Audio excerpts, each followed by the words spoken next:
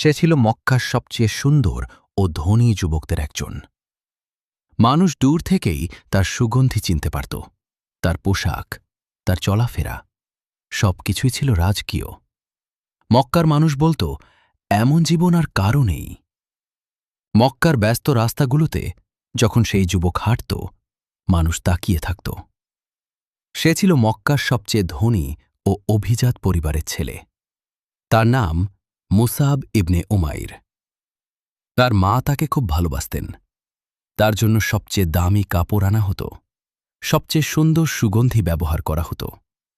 মানুষ বলত, মক্কার যুবকদের মধ্যে সবচেয়ে সুন্দর জীবন ছিল তার। কিন্তু আল্লাহ তার জন্য অন্য কিছু লিখে রেখেছিলেন। এক রাতে মক্কার আকাশটা ছিল অদ্ভুত শান্ত, চারদিকে শুধু নীরবতা। আর সেই রাতেই মুসা প্রথমবার রসূলুল্লাহ সাল্লাল্লাহু আলাইহি ওয়াসাল্লামের কথা শুনলেন। তিনি গোপনে গিয়ে বসেছিলেন একটি ছোট ইসলামী মাজলিসে। মানুষ খুব কম ছিল, কিন্তু সেই ছোট জায়গাটা কুরআনের আলোয় ভরে গিয়েছিল। রসূলুল্লাহ সাল্লাল্লাহু আলাইহি ওয়াসাল্লাম কুরআন তিলাওয়াত করছিলেন, আর মুসাব অনুভব করলেন তার হৃদয় কাঁপছে। তিনি আগে কখনো এমন অনুভূতি পাননি। দুনিয়ার সব আনন্দ হঠাৎ তার কাছে ছোট মনে হতে লাগল। সেই রাতেই তার হৃদয়ে ঈমান প্রবেশ করল, আর তিনি ইসলাম গ্রহণ করলেন। কিন্তু তখন ইসলাম গ্রহণ করা সহজ ছিল না। মক্কার কুরাইশরা মুসলমানদের উপর অত্যাচার করত।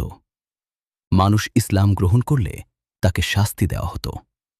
তবুও মুসা পিছিয়ে যাননি। তিনি গোপনে ইসলাম শিখতে লাগলেন, নামাজ পড়তে লাগলেন। কিন্তু একদিন তার পরিবার সব জেনে গেল। তার মা বিশ্বাসই করতে পারছিলেন না যে ছেলে একসময় বিলাসিতায় ডুবেছিল, সে এখন ইসলাম গ্রহণ করেছে।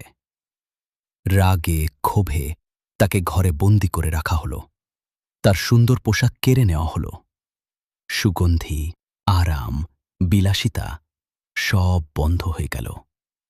যে যুবক একসময় রাজাদের মতো জীবন কাটাত, সে এখন অন্ধকার ঘরে বসে থাকে, একাকী, ক্ষুধার্ত। কিন্তু তার হৃদয়ে তখন অন্যরকম শান্তি ছিল, কারণ সে আল্লাহকে চিনে ফেলেছিল। এক সময় তিনি সেই বন্দি জীবন থেকেও বের হয়ে এলেন, আর ইসলামের জন্য সব কিছু ছেড়ে দিলেন। হ্যাঁ, সব কিছু, ধন, সম্পদ, আরাম, সুখ, সব। একদিন সাহাবীরা তাকে দেখলেন। তার গায়ে ছিল খুব সাধারণ কাপড়, অনেক জায়গায় ছেঁড়া।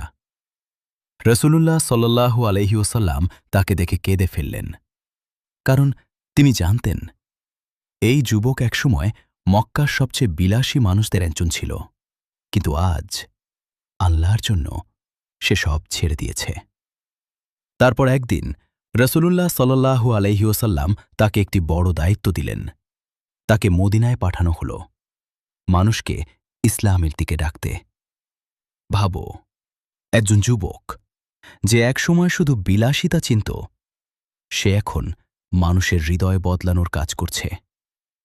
মদিনার মানুষ তার চরিত্র দেখে মুগ্ধ হয়ে যেতে, তার কথা বলার ভঙ্গি, তার কুরআন তিলাওয়াত মানুষের হৃদয় নরম করে দিতে। এক এক করে মানুষ ইসলাম গ্রহণ করতে লাগল। ঘরে ঘরে ইসলামের আলো ছড়িয়ে পড়ল। মদিনা বদলে যেতে শুরু করল। আর এই পরিবর্তনের পেছনে ছিলেন মুসাব ইবনে উমাইর। তার জীবন তখন খুব সাধারণ, কিন্তু তার হৃদয় ছিল ঈমানে পরিপূর্ণ। তারপর এলো যুদ্ধের দিন। চারদিকে ভয়, উত্তেজনা, মৃত্যুর আশঙ্কা। কিন্তু মুসাব ভয় পাননি। তার হাতে ছিল ইসলামের পতাকা, আর হৃদয়ে ছিল আল্লাহর ভালোবাসা। যুদ্ধ শুরু হল। চারদিকে ধুলো উঠছে, তলোয়ারের শব্দ, চিৎকার। কিন্তু তিনি ইসলামের পতাকা শক্ত করে ধরে রেখেছিলেন। শেষ পর্যন্ত তিনি শহীদ হয়ে গেলেন, মাটিতে পড়ে গেলেন শান্তভাবে, যেন তিনি দুনিয়ার কষ্ট থেকে মুক্তি পেয়েছেন। সবচেয়ে কষ্টের বিষয় ছিল, তাকে কাফন দেওয়ার মতো পুরো কাপড়ও ছিল না। যদি মাথা ঢেকে দেওয়া হতো পা বের হয়ে যেতে, আর যদি পা ঢেকে দেওয়া হতো মাথা বের হয়ে যেতে। যে যুবক একসময় মক্কার সবচেয়ে ধনী মানুষদের একজন ছিল, শেষে তার দুনিয়ায় কিছুই রইল না। কিন্তু সে হারাইল, কারণ সে জান্নাতকে বেছে নিয়েছিল। আজ শত শত বছর পরও মানুষ তার গল্প মনে রাখে, কারণ তিনি আমাদের শিখিয়ে গেছেন আল্লাহর জন্য কিছু ছেড়ে দিলে আল্লাহ তার চেয়েও উত্তম দেন। দুনিয়ার সৌন্দর্য, সম্পদ, বিলাসিতা সব একদিন শেষ হয়ে যাবে, কিন্তু আল্লাহর জন্য করা ত্যাগ কখনো হারিয়ে যায় না।